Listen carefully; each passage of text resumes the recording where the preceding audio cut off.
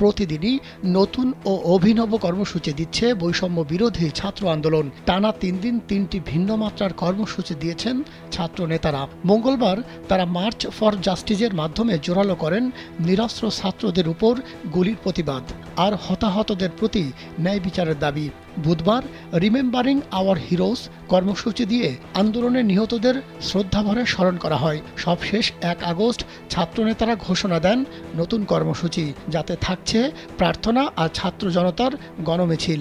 শুক্রবার সারা দেশে এটি অনুষ্ঠিত হবে। বৃহস্পতিবার বৈষম্য বিরোধী ছাত্র আন্দোলনের সমন্বয়ক আব্দুল কাদেরের প্রেরিত বার্তায় এ তথ্য জানানো হয়।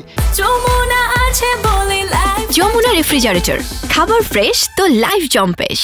এতে তিনি বলেন, শিক্ষার্থীদের শান্তিপূর্ণ কর্মসূচিতে আইন শৃঙ্খলা রক্ষাকারী বাহিনীর হামলায় ছাত্র জনতার রক্তে রঞ্জিত রাজপথ।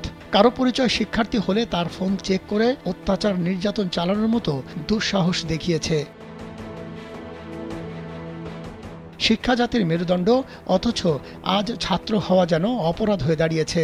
মানুষ গড়ার কারিগর শিক্ষক সমাজও রক্ষা পাচ্ছে না এই নির্যাতন থেকে। পাড়া মহল্লায় রেড দিয়ে গ্রেফতার বাণিজ্য চালানো হচ্ছে।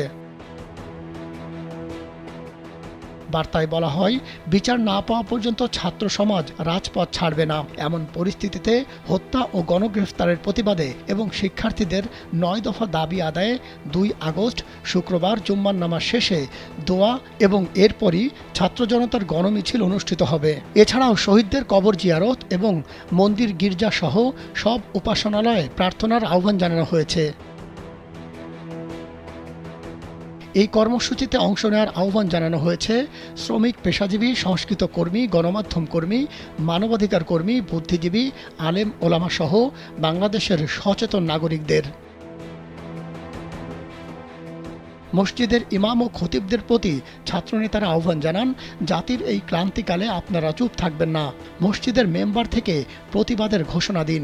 মাদ্রাসার শিক্ষক ও ছাত্রদের প্রতি আহ্বান জানিয়ে সমন্বয়ক বলেন, আপনারাই জাতির দুর্দিনের কাণ্ডারি।